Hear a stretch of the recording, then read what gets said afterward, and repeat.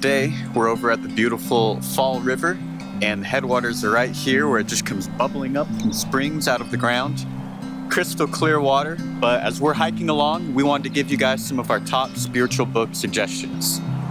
So a spiritual book that I would recommend personally, it's called Gods at War, Defeating the Idols That Battle for Your Heart. It's by an author called Kyle Idleman. Ironic, book on idols. Yeah. But the reason why I really enjoyed that book is because it really drives home the concept of idolatry and how, as much as we'd like to think it's not prevalent in our lives, it actually is. It can really take the forms of many different aspects of our life. And that is what the book tends to dive into, is what the aspects are and how we can do each of those in our lives and make them idols, unfortunately.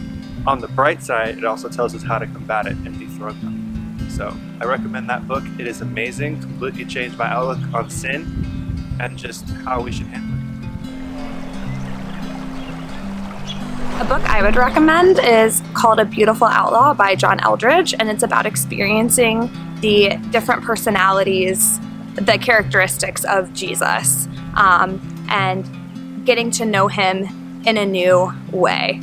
The spiritual book that I recommend is called Saturate, which is all about letting your relationship with Jesus overflow and saturate into every aspect of your life. I just recommend two books because they're written a long time ago, so they're classic, they've stood the test of time. One is The Cost of Discipleship by Hungerford, and the other is The Imitation of Christ, which was written over 500 years ago. So just poetic grandeur, deep theology, but very practical for how to live your day-to-day and truly follow Jesus.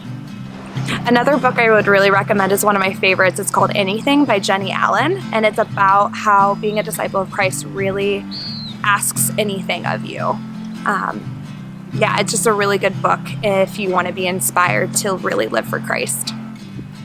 Thanks for watching, guys. I hope you've seen a little bit of the beauty of Bend, Oregon, and I hope you've also gained some knowledge, and you can go check out some books that have really helped some of our mission team members to get their foundation and really inspire them to follow Jesus. See you next time.